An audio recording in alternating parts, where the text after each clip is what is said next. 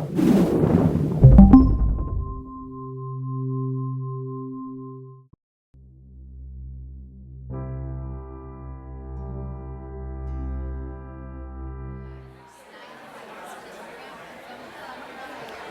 morning. Good morning. It's a pleasure to welcome you here to the Humanities at Work workshop on work, effectively. I'm David Theo Goldberg. I direct the University of California Humanities Research Institute, which is the organizing body putting this together. And I hold faculty positions on the UC Irvine campus. It's a pleasure to welcome you here today to this absolutely wonderful space. All public libraries should be placed in environments like this. The sun will come out. This is Southern California, and it will get even more spectacular. I want to begin just before saying a few words about what all this is about. I want to begin first with a word of thanks to a number of people. Obviously, the public library has made this space available to us. We thank them and their efforts in our behalf in welcoming us here. I want above all to thank Kelly Brown, without whom this would not have been possible. She has tirelessly worked to put the program together, obviously with a whole lot of other people, but she's taken the lead in the design and arrangement of the day's events as part of an ongoing initiative that we've been running now since the last spring, and will continue to run for at least another 3 years in ways I'll come to in a moment. The staff of UCHRI, who I'm not going to name everybody, you sort of see them capturing your image as we speak, and others at the door and so on and so forth, again without whom this would not be possible in getting you here, in feeding you, in making you comfortable, in hosting you, in getting you home, and reimbursing you when warranted. So it's that said, it's a pleasure. I want also to thank Sarah McCullough and the UCSD Humanities Center who have partnered with us in running this particular meeting. And again, who've been a really important part of the organization of today's events. I don't think I have to impress upon you how important it is to be thinking more broadly about what one's future might look like in relation to work and occupation in every sense of the term.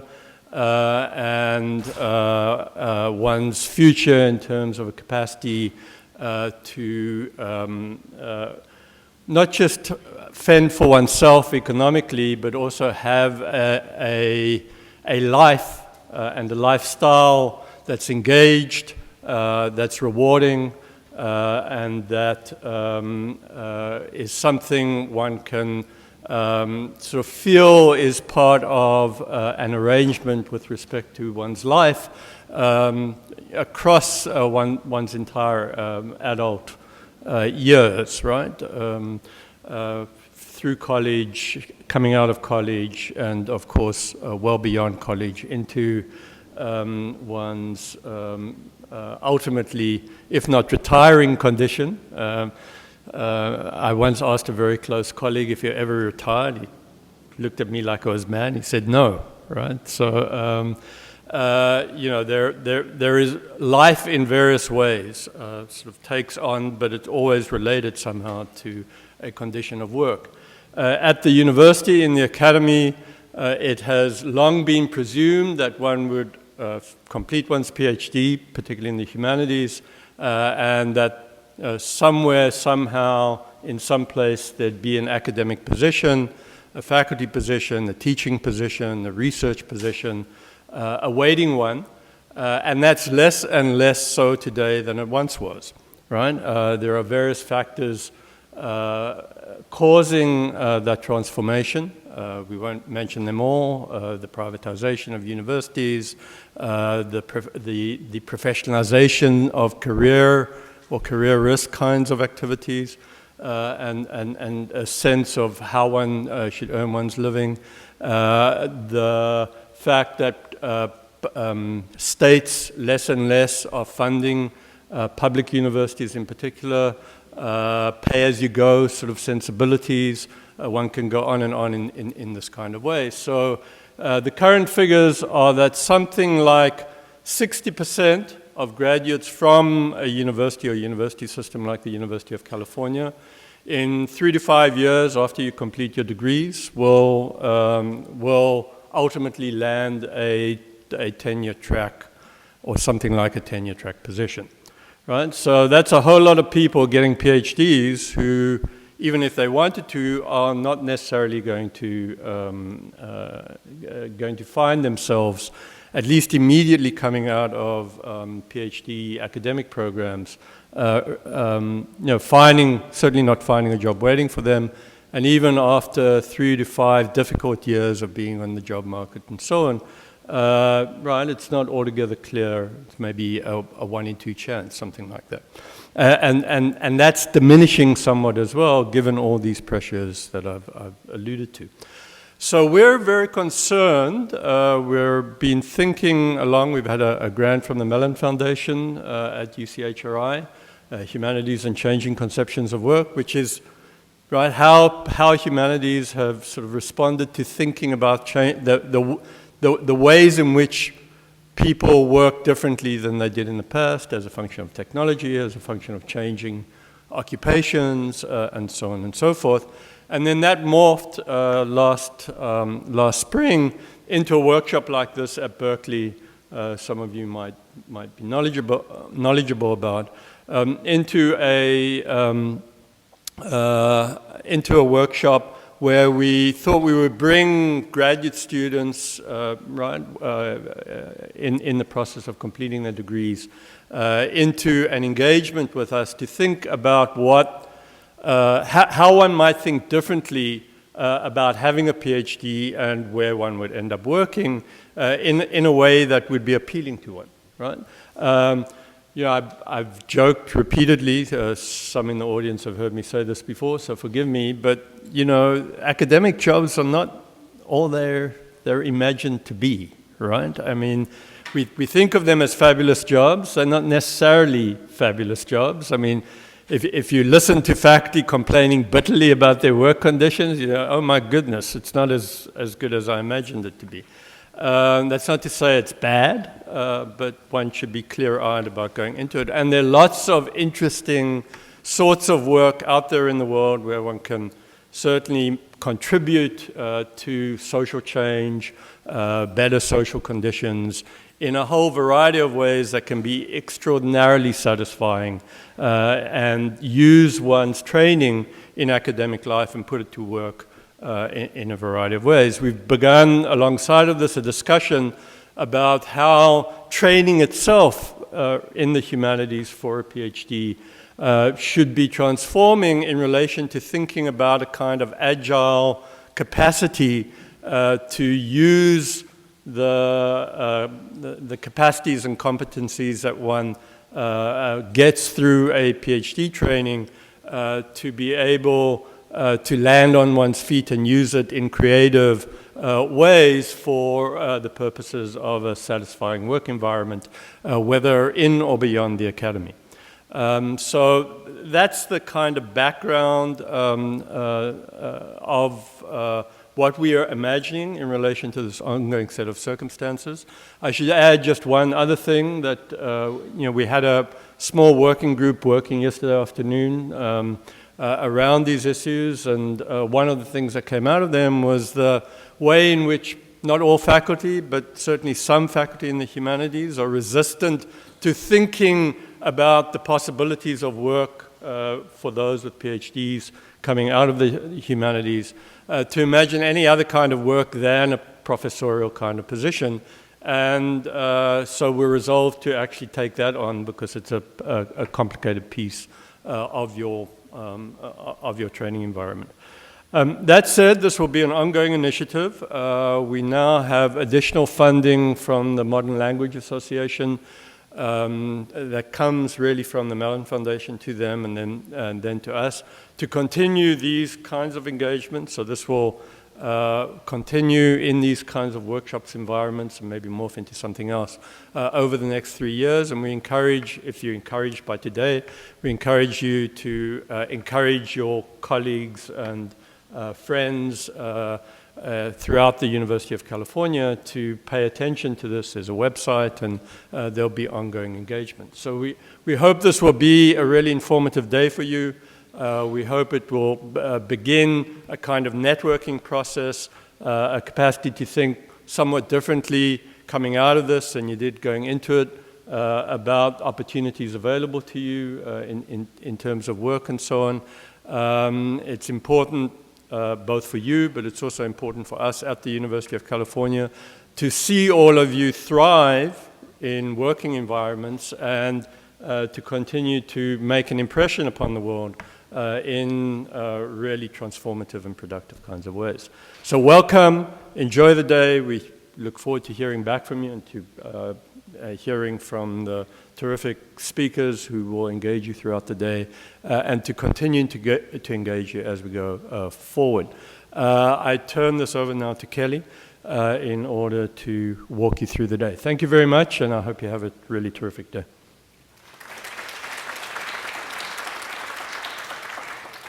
Hello, we're so glad that you could join us. I'm Kelly Brown. I develop and manage research programs at UCHRI. I received my PhD in literature from UC Santa Cruz in 2011 and decided to pursue, I don't want to say a non-academic, but a non-teaching position. And the journey was actually kind of longer and more complicated than that insinuates, and that's maybe a story for another time. But I would say that I would have probably been sitting out there if this had been happening a few years ago. Today is part of an experiment that, as David alluded to, we began last May as part of a culminating event around the Humanities and Changing Conceptions of Work initiative. And I won't go into it because David talked a bit about it, but it was a large multi-campus event or initiative that supported multi-campus working groups, individual scholars, as well as a day dedicated to graduate students. It was out of that workshop that Humanists at Work was born and why we're here today. And I'm pleased to share that we have at least one student from every campus across the UC system, and the UC Humanities Network has funded 31 of these students to attend, providing them hotel rooms, reimbursement for their transportation. And as we plan future workshops, I ask for your help to get this word out so that we can fund more and more students to attend at least one of these workshops over the next 3 years. It's exciting for me to think that we can fund, at least 60 students a year to come and have an event like this. I want to take a few moments and speak to where some of the ideas for this workshop came from, as well as the people who were thinking about it. And this was an omission at the May workshop where I planned the event somewhat in isolation, some with others, and just kind of invited everybody without kind of explaining where it came from. And for me, it was a glaring omission as I'm thinking about it. As I was planning the May workshop, I was thinking a lot about myself, for better or worse, and my colleagues, most of whom were PhD holders out in the world, either without work or without the kind of work that they wanted. And these weren't people who were only interested in tenure-track positions. These were people who were interested in a variety of options. And I was thinking about debt. For example, I was thinking about my own debt, I was thinking about their debt, because let's face it, a lot of us leave graduate school with considerable debt. And I was getting those phone calls from Sallie Mae or Navient or whatever the debt company is called this year, and they were weighing on me. I was thinking about how to talk about my experiences in a way that was meaningful to people who didn't have PhDs, but would appreciate the kinds of experiences that I had had if only I could communicate it. How does my teaching experience matter, for example? Because I don't believe that the 7 years that I spent in graduate school doesn't make me qualified for a job other than teaching. I was thinking about family. In the year after graduation, my family really struggled financially. Prior to taking this job at UCHRI, I had a baby who needed health insurance, who didn't have it. I had a husband who had a furniture design business that was struggling and ultimately closed. We had a mortgage payment that too often wasn't being made. And so these were things that were on my mind. And being employed at UCHRI changed that for me, right? Because I was able to pay these bills, but those were still very recent experiences for me, and I don't think that I'm alone. And I was wondering about all the things I didn't know about, so things like networking, the informational interview, which Deborah will be talking to us today about, how to negotiate for a higher paying job when in actuality I would take pretty much any salary you offered me because it was way more than the $1,800 a month I had been used to living on, right? So I was thinking about these things. So it was with all this in mind that I crammed as much practical sessions into that one-day event as I could, while still leaving time to eat and drink and talk informally. And we had the May event, and I think it went well. Some sessions were better than others, and for those of you who were there for the West Ed panel, you know exactly what I'm talking about. But several of the few laughed. Several of the evaluations that we received from this event noted the way in which the graduate workshop was entirely focused on the more, let's say, the utilitarian aspects of, a career search, without making room for what was following the next day, which was a more traditional academic conference that was examining humanities work, right? And in one of my snarkier moments, I latched on to an evaluation that explicitly asked for more time to theorize. And I was like, really? You don't get enough time for that in graduate school? But actually having time to reflect upon it, I realized that this was a tragic misstep that I made, and I can't believe that I made. We can't separate, I think it's important to note that we can't separate the conversations and the work that we do pertaining to our career explorations and preparation from the work that we do as young scholars. In my opinion, these can't be two tracks that we ask graduate students to try and reconcile at some point. So when it came time to develop this workshop, Sarah McColl and I were thinking about this issue. And we wanted to create a very clear space for conversations around being a graduate student right now, the challenges, the opportunities, and much, much more for you all to have at this workshop. So we decided that a conversation led by a professional mediator and facilitator might be a welcome space to have a conversation about what's on all of our minds. But we don't want to wait until the end of the day to do this. Hence the flurry of activities that you see on the windows behind you, or what was a flurry of activity, now we're stuck. So we invite you to begin having this conversation during the breaks today. We've collaborated with Carolyn Penny, the mediator facilitator for the Theorizing Our Moment panel, to come up with some questions to begin generating conversations and ideas and questions. And you'll see hanging on the windows the big black boards that have these prompts on them. We want you to join the conversation by making signs in response or post-it notes in response to some of these questions. So we have hole punches in the back with suction cups to adhere the signs to the windows, post-it notes for some of the questions that don't need a kind of full-fledged answer. And because we want this conversation to resonate beyond this room, we invite you to join the digital conversation around this by snapping a digital Polaroid of yourself and then printing out an actual Polaroid photo. And so if you had a chance to walk around, you'll see that there are some samples. But Sudine, do you mind raising your hand? Sudine will be helping you today if you decide that you want to take a digital Polaroid of yourself. You or Sudine can take the photo. You could take a photo of just your sign. You could take a photo of yourself with the sign, however you want to imagine it. There are several iPhones that we can use for this purpose. And you actually do print out a digital Polaroid that you have to shake, and then it develops, right?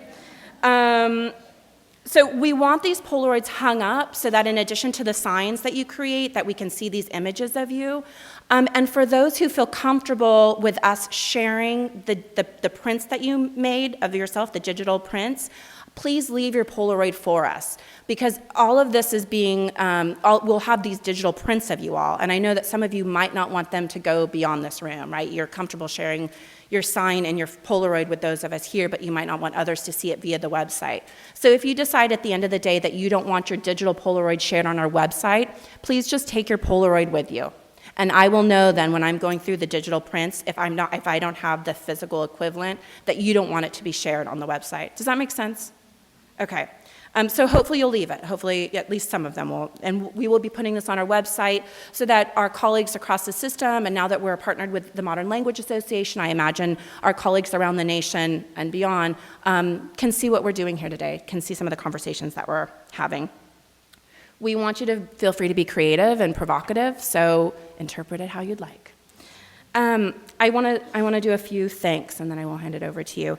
I want to thank the Mellon Foundation for their support of Humanities and Changing Conceptions of Work, as well as the Modern Language Association's Connected Academics. And I want to maybe just say one or two details about the Connected Academics because it could be of interest to you all. It will be a fairly rich initiative. So in addition to funding more workshops like this, and they will be traveling. This is a traveling roadshow. So the next time we'll have this will be in the fall up in Northern California, and then we'll come back to Southern California. We'll go to Central California. The Santa Barbara one, I imagine, will be very popular. So this is going to be moving all throughout the state. And in addition to doing the workshops, we're convening a graduate student advisory board to help us plan these workshops, the kind of think team around it, as well as to help us with the website. So if you think that you might want to participate in a graduate student advisory committee, it is compensated with money. I invite you to look at the back of your program, and it's an abbreviated call for applications. You can go to our website and see the full call. The deadline is in a few weeks, so check it out. I want to thank David for all of the support that he's given me. It is really wonderful to work for somebody who's so supportive and encouraging of experimentation and being open to things failing. I didn't know that that's something that I would want in a boss, in an employer, and now I know that, and it's a real pleasure working for him. And he participates at critical moments of this initiative, like coming up with the name, which we've really struggled with. So I don't think David is here anymore. Thank you, David. I want to thank the UCHRI team, and I actually want to give names to them. Part of this, my thing is I want to make labor visible, right, because all of this is a lot of work. So Ariel, who is out at registration, she processed airline tickets for all of the students who had to fly here today. Sudine is working the camera. James, who does all of the tech needs for recording, James is in the back, and who helps us out pretty much every day with the website. And Anna, can you stand, Anna? Anna is our fabulous graduate student researcher at UCHRI. In addition to working on book projects and helping Sudine and Ariel with other big projects, she is just a fundamental component of Humanists at Work. Thank you, Anna. And lastly, our UCSD host, Stefan Tanaka, thank you so much for your support of this, and in particular, Sarah McCullough. I have been fortunate to discover in Sarah the dream collaborator. She's smart, she has great ideas and is open to other great ideas. She's a thoughtful communicator, she's innovative and experimental in her approach to programming, and she sends the most delightful text messages. And I won't say anything more, but just they're really lovely. A few logistical points, and then I'm handing it over. Recording. So we will be recording much of the workshop today. For example, we will record stories from the field, the panel, but once we move into question and answer, we will turn the cameras off, okay? So that you feel comfortable asking sensitive or provocative questions without feeling like you're being recorded and we're going to broadcast this. We will turn the cameras back on for Deborah's 2 presentations, but we'll shut them off for the question and answer. With Jared's workshop, resume workshop, we may record it, but it will not be used online. It'll just be kind of for our purposes in the office as we're thinking about what to do with this workshop next time. It might be nice to have it on camera, but it won't be shared. And the last panel, where we're going to get really, I hope, pretty honest, we won't be recording at all. So the camera equipment will be packed up, okay? So that we're all clear on what's being recorded. And that's something we didn't do in the May workshop, and I'm making good on it now. Evaluations. In your folders, you'll find an evaluation form. As you can tell from my introduction, I read these, we read these. I will be sharing these anonymously with other people who are doing Alt-AC, Humanist at Work programming around the state. So it matters what you think. So please take a moment to fill it out and drop it in the evaluation folder up front. Bathrooms, this is the logistical part. Bathrooms are out across the courtyard there, all the way to the back right. There should be plenty. If there aren't, there are more public restrooms, if you will, out by the collections area. Parking, for those of you who use the lot in the library, we will have, what do I want to say about parking? We'll have validation for parking so that you can get a discounted rate of $15 for the day. So please see Ariel at the registration desk to get a sticker. They should be arriving anytime. So get a sticker if you need your parking validated.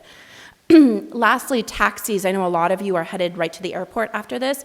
If you are going to need a taxi tonight at around 6, please let Ariel know. She's going to make a count, and then we'll call for cabs to arrive to take you there. Okay, I'm going to introduce Sarah, and we're going to turn it over to Stories from the Field. Sarah will be participating in and moderating today's conversation. But before I do, let me just note that we're missing someone today. Michael, as you can see from the program, Michael Ursell, the ACLS Public Fellows fellow, was supposed to be in our conversation today, and he's had some personal situation arise and will not be able to participate today, but he has promised me that he will be participating in a future conversation. So we'll hear from Michael, just not today. Sarah is the Associate Director of the UC San Diego Center for the Humanities. She received her PhD in Cultural Studies in 2012 from UC Davis, where she wrote a dissertation entitled Mechanical Intuitions, the Origins and Growth of Mountain Biking. And in her bio, if you're interested in hearing a bit more about what she worked on, you can read her bio where she has some great details about what she is working on. Sarah.